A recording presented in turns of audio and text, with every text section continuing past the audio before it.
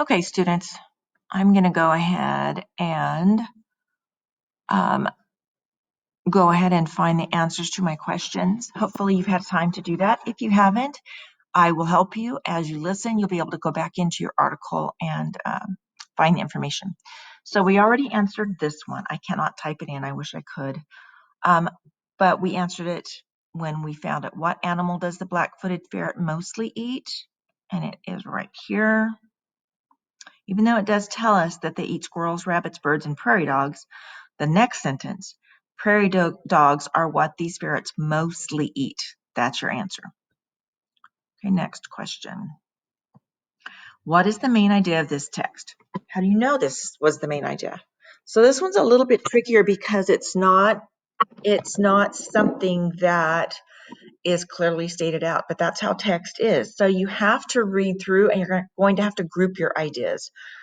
So let's go to the beginning. Remember, when you write and when you read, the beginning and the end of your stories right here, that is going to give you your main idea because that's where you introduce the article and that's where you sum it up and remind your readers what it was mostly about. This middle part was interesting and it did inform us about black-footed ferrets, but it doesn't really tell us the main idea. So let's go back. Black-footed ferrets are the only ferrets that are native to North America. Now, what does that mean? What does that word native mean? You may not have heard it in this context before. Native means that they're found only in North America. They are native to North America. That's where they live. These ferrets are different from ferrets that people keep as pets. Okay, that's interesting, but it's not our main idea. Let's see, in the 1900s, black-footed ferrets' habitat was destroyed. Okay, that's a good point, and that's interesting because if you notice at the end, it refers back to the ferrets making a comeback, which means that they were almost extinct, but they're coming back. So it talks about their habitat being destroyed. There were only 18 left in the world. They were almost extinct. Today, these ferrets are making a comeback. So see how it repeats that twice? That's your clue that that's important to the article.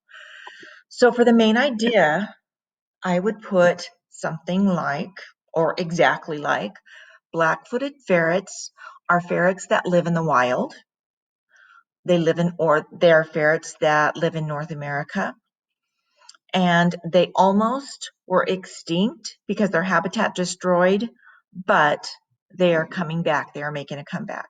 So that would be your main idea. Something about how black-footed ferrets are ferrets that live in the wild. They're not pets. And they almost became extinct because of their habitat. However, we were able to save them. So now there are 500 living in the wild and 300 living in zoos. So that's what you're going to put for question 2. How has the number of black-footed ferrets left in the world changed? And we just went over that. So in the 1900s, much of their habitat was destroyed. There were only 18 left in the world. So you're going to tell me that in the 1900s, there were only 18 left in the world. Today, these ferrets, there are, let's see, 500 living in the wild and 300 living in zoos. Those are the numbers you're going to put. Last question. How does the mother ferret care for her babies? Okay, you're going to have to find this in one area, but you're going to have to put a little bit, you're going to find it in a few different sentences. Okay, so this talks about how they're not pets and what they eat. Let's see. So I'm skimming and scanning. You can see my mouse moving. So this is where we talk about the baby black-footed ferrets. You don't have to put that they're called kids, but you can. So you're going to put that they stay underground for the first 2 months of their lives.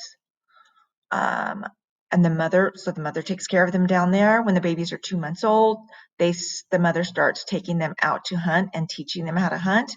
And then when they're 4 months, they find their own burrow. And that's it.